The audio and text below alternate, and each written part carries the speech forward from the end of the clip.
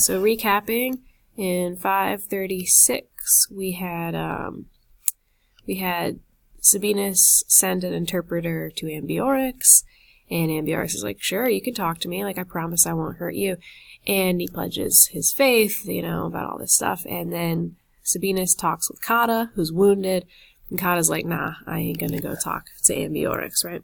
So here's what Sabinus does anyway. Sabinus, and then we launch right into a relative clause. And it's tricky because the relative clause, the antecedent is accusative plural, so it's modifying tribunos, and tribunos is kind of the antecedent at the same time. And it kind of ends at habet.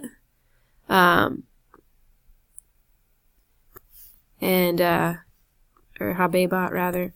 And so we can, to translate it, we can move the tribunos into the front of it.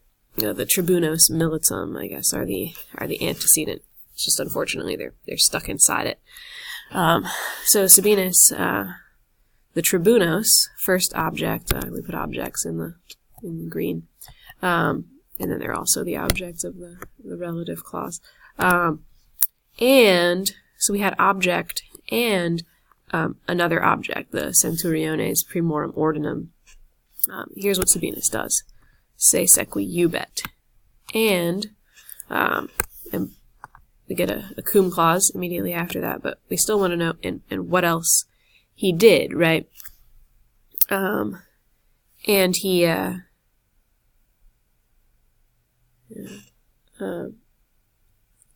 facets, right? So, and what else does he do?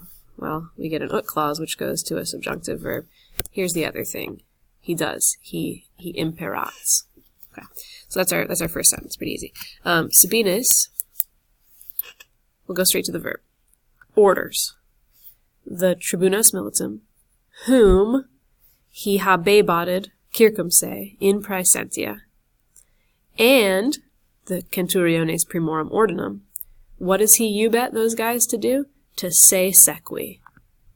And, cum clause, we'll just go to our default when he had acasisseted propius, and Akedo is taking this direct object here, when he had approached Ambiorix more appropriate, more closely. When he had done that, what else does he do? Well, we get a participle describing him.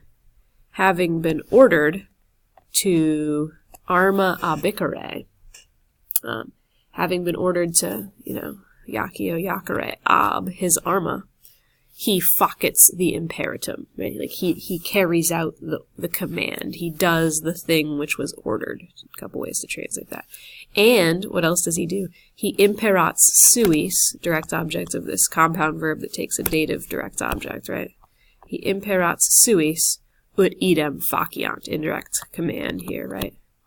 That they faciant idem. That's our first sentence. Ooh, yikes. Meanwhile, doom clause. Doom de conditionibus inter se agunt. Right? And ago here is like talking, right? While they deal with, while they discuss, talk about the conditionibus inter se. And longior, that and tells me, oh, okay, my doom clause is continuing. And longior consulto ab ambiorige institutor, which I would end my doom clause here, but the comma tells me to keep going to sermo. And that's good because longior is nominative, and so it's describing a nominative noun, which must be sermo. Oops. Yeah. And the verb institutor for that half of the sentence. And the first verb was agunt. So while they, agunt, de conditionibus inter se, and while a rather long sermo is institutored, while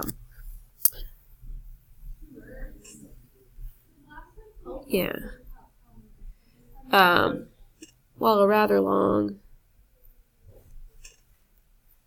what is consulto doing here? By Ambiorix having been consulted? Or can it be an adverb? Can it be an adverb? By Ambiorix having been consulted. It's just describing him. Ab ambiorige consultu. So while that speech is being crafted, is being instituted, a rather long speech is being instituted, ab consulto ambiorige. He's being long-winded on purpose, and we have to ask why, right? Maybe he's buying time for some sort of reason. And the end of the sentence will clear it up for us, because we still need a main clause. Paulatum. Circumventus is a nominative participle. It's the only thing that can work as our subject here, and it's describing the person who's been nominative so far. And that's Sabinus. Little by little, having been circumventus, he is interficitured. Bam. Sabinus talking to Ambiorix, and Ambiorix is being long-winded, and Sabinus is just listening, while Ambiorix talks. And it says, little by little. He doesn't realize it, but little by little, he's been circumventus. And we don't get the specific manner, maybe by a spear, or maybe by a sword, who knows, but he's interficitured. Then, indeed, oh, right, our favorite ablative, suo more, according to their custom, they conclamant, main verb, right? They conclamant an object, victoriam. They proclaim, would work here in English. And ululatum tollant, object, verb, and object, verb. They raise an ululatum. And what else do they do? With an impetu, having been factoed, they perturbant, or having been factoed into nostros, they perturbant the ordines. With an impetu, having been factoed in nostros, object, verb. So, nice structure that Caesar likes, 3 of something. Object, verb, and object, verb. But the third time, we extend it a little bit. Object, verb, and ablative absolute, object, verb. All right, we've gotten fancy on the third part of this tricolon. Okay, they're happy. What's going on with our guys? There, Lucius Cotta, the other one. And he's being described, and this is super important, he's being described by the participle pugnans before we get the verb interficator. See, Sabinus was circumventus interficator, participle verb. And Cotta is pugnans interficator, participle verb. So not only do we both get participle verbs, Cotta is mentioned by name, while Sabinus really it was just, obviously that's who we're talking about, but this guy, since he's pugnans, we need to name him, and he's killed pugnans, along with cum plus the ablative, cum maxima parte militum. Bummer. Reliqui, new subject, the rest of the people do something to themselves. And we've seen this construction before, like they recover themselves, or like they retreat into the castra, unde erant egressi. Okay, we don't know exactly how far they'd marched before they got attacked from their original camp, but they must have run back, right? So they recipients say into the castra, unde, this is like a whence they had egressi. Ex quibus, of whom, new subject, Lucius Petrosidius, the Aquilifer, we like Aquilifers, cum magna multitudine hostium, and it looks like cum is taking the ablative, but when we see this subjunctive verb, we know it's actually a cum clause. When he is premerator magna multine hostium, object, the Aquilifer, and it's a really nice line here, not that Caesar writes in lines, this isn't poetry, but we have the Aquilifer, a cum clause, and then the Aquilam, subject, cum clause, its object, and it's a really nice, it's not really a polyptoton, it's more like a figura etymologica, because they're related, but the guy carrying the Aquila, and here's the Aquila, here's what he does, and what do you think he does with it? Right, we know he's probably going to protect it. And there it is, intra vallum, he projected it, inter vallum, intra vallum. He himself, so that was the Aquila, he himself, we get a nice participial phrase describing him, and it's the same exact participle that we just saw, right? Pugnans fortissime pro castris, and then a slightly different verb. So Sabinus interficator circumentus interficator, cata pugnans interficator, the aquilifer fortissime pugnans occiditur. All right, mixing it up. Okay, third guy, slightly different. Eli, those guys, talking about the Romans. Aegrae means like sickly, literally, but just like poorly or like not very well. They sustinent the opugnationem. They withstand the opugnatio. Aegrae. They aegrae withstand the opugnatio. Sorry about that. Full stop. Ablative here. Noctu. Ad unum omnes. Subject.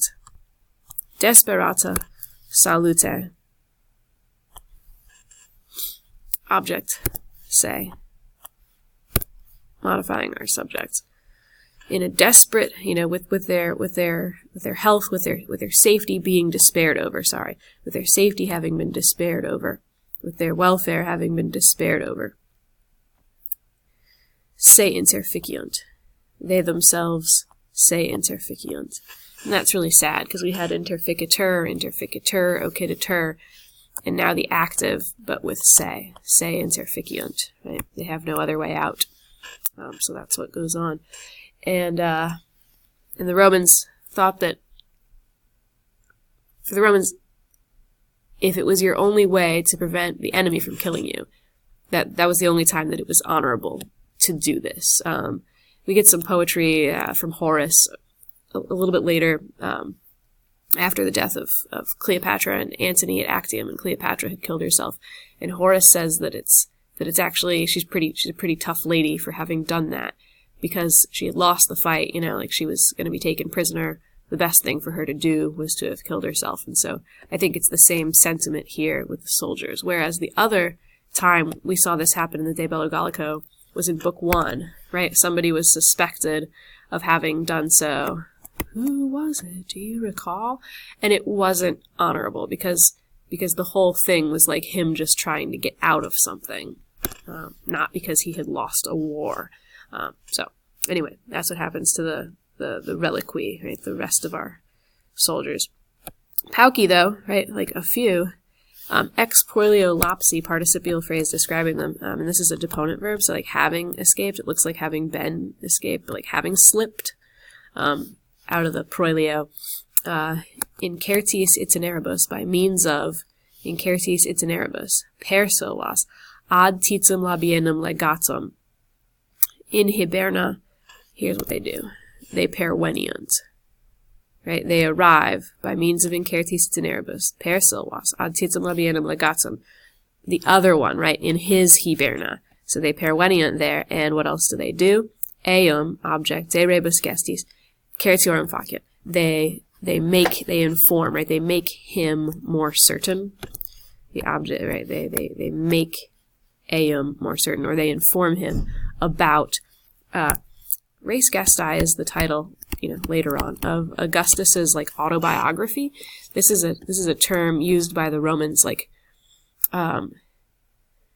your achievements, like, sometimes, or just like, literally it's the things having been done, the things having been born or accomplished or achieved or something.